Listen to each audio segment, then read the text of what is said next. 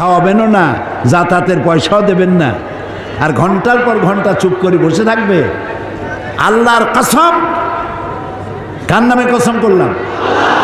আল্লাহর কসম, আবারও বলি আল্লাহর কসম, এই কেরামতি সাইদির নয়, এ আকর্ষণ সাইদির নয়, এ আকর্ষণ ওভার 100% আকর্ষণ আল্লাহর কোরআনে। মানুষ কোরআন শুনতে আসছে, সাইদির চেহারা দেখতে আসে না। এ কোরআন আমার জীবন, এ কোরআন আমার রূহ, এ কোরআন আমার বেঁচে থাকার দলিল।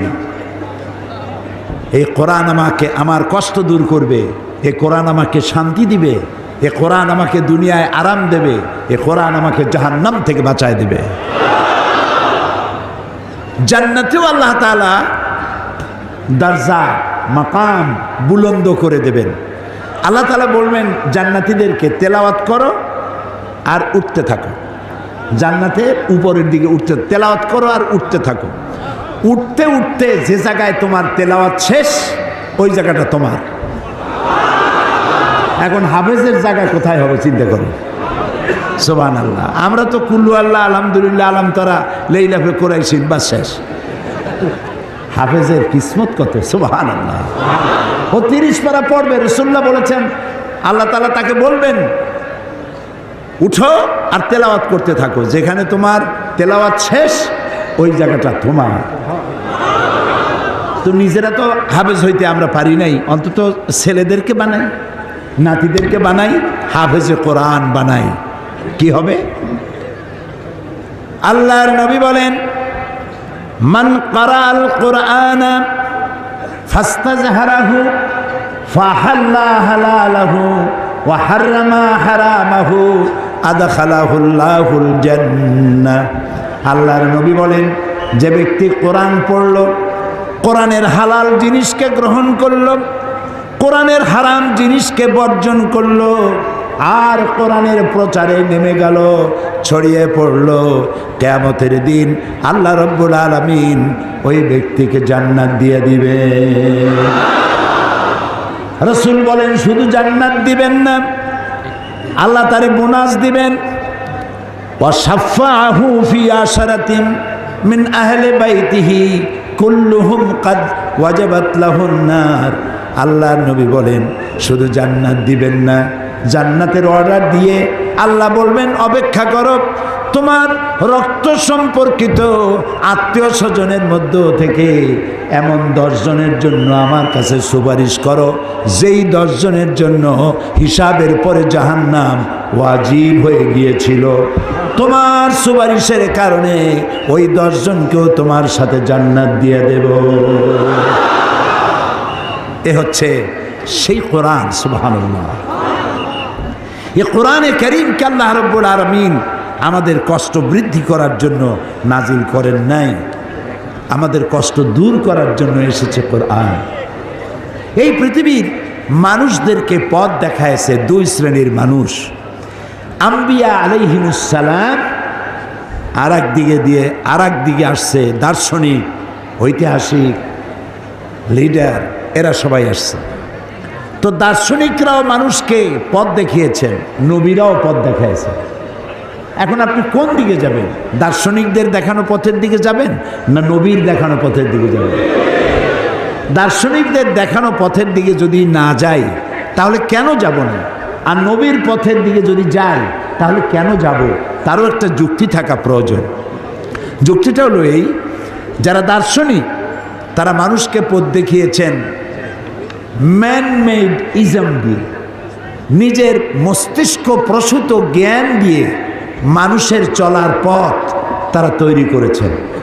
আর মানুষের তৈরি করা পথ সবসময় ভুল হয়, স্বাভাবিক, যেহেতু মানুষ তার জ্ঞানের পরিধি, জ্ঞানের চৌহদ্দি হচ্ছে সে অতীত ভুলে যায়, ভবিষ্যৎ জানে না, বর্তমান সম্পর্কে সিদ্ধান্ত নিতে গিয়ে ভুল করে।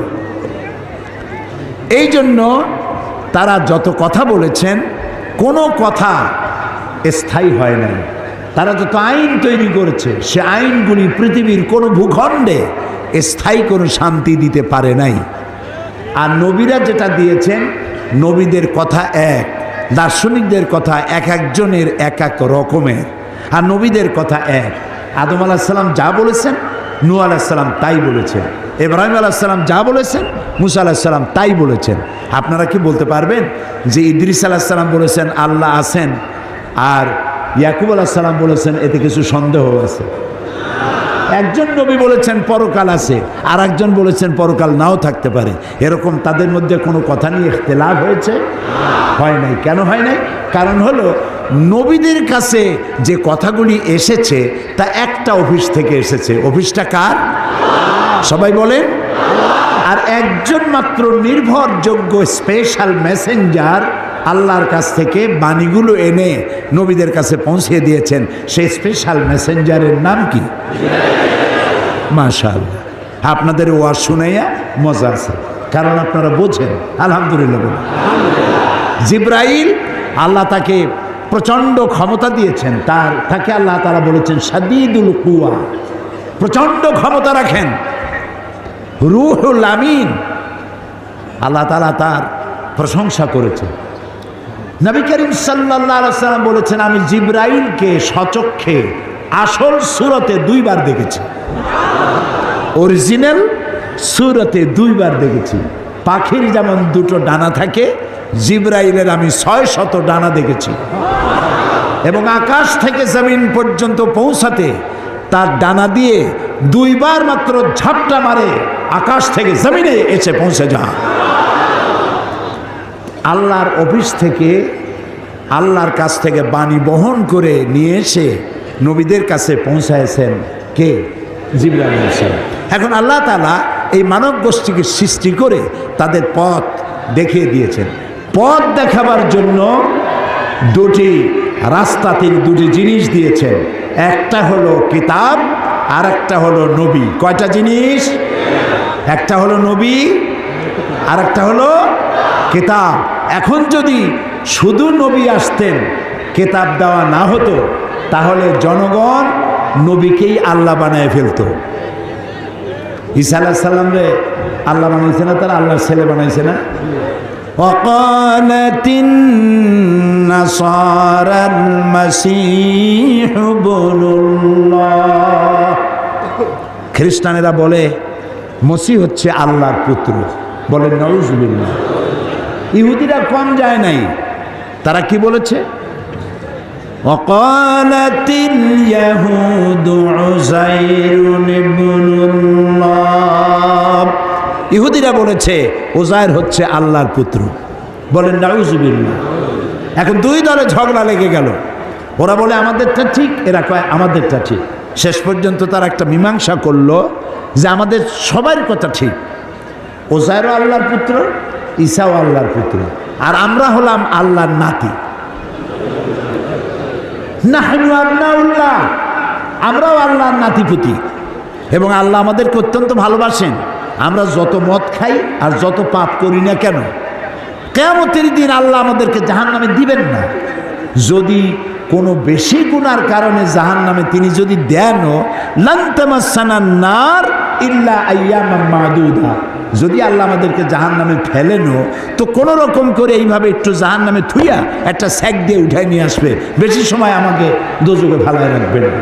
তাহলে আল্লাহ তাআলা আমাদের প্রতি ইহসান করেছেন, একদিকে দিয়েছেন নবী, আর একদিকে দিয়েছেন কিতাব।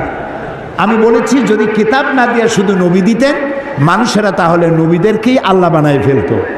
আর যদি নবী না দিয়া শুধু কিতাব দিতেন, তাহলে মাঝিহারা নৌকার মতো সমুদ্রের উত্তাল তরঙ্গের মধ্যে ডুবে মরে যেত সব।